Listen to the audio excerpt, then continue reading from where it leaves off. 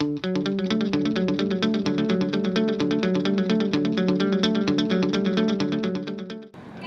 Borges Irmao is located in a historic city in Portugal called Vila de Conde.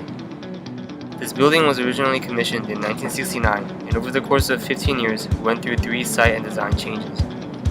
It was eventually decided that the building would be built on the corner of Vila de Conde, a city known for its intricately designed religious architecture.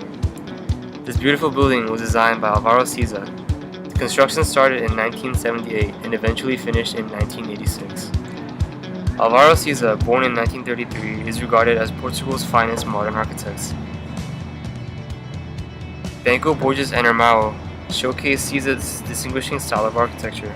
In its design, Siza heavily incorporates modernism and minimalism into his works, while simultaneously maintaining the structure in harmony with the environment or the surrounding area. So in the context of his career works, it makes sense that the design of Banco Borges Irmao has a very strong sense of uniqueness and individuality, and yet it is in synchronization with the surrounding buildings of the location. Siza designed this building with an abstract geometric composition featuring curvature and rectilinear elements. Due to these symmetrically rounded corners, the observer is presented with the visual image that there are only 2 sides to this bank. On one side, along the front facade, is a glazed curtain windows running from floor to ceiling of the street level, creating a transparency through this 3-story solid building. On the other side of this building is an almost entirely smooth white wall. Curvature and straight edges, detailed and plain, modern and historical styles. Siza continues to play with contrast throughout the design of the building.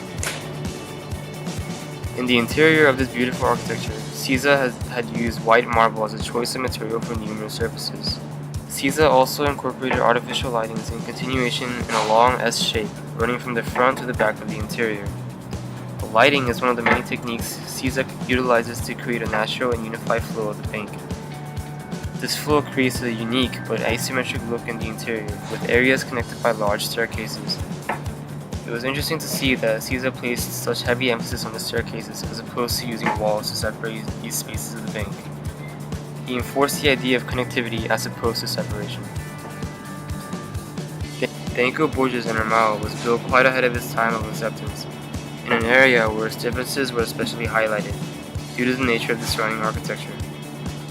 Banco Borges Irmao was the first of its kind, in a sense that it was the first modern building that was able to blend into an historical surrounding.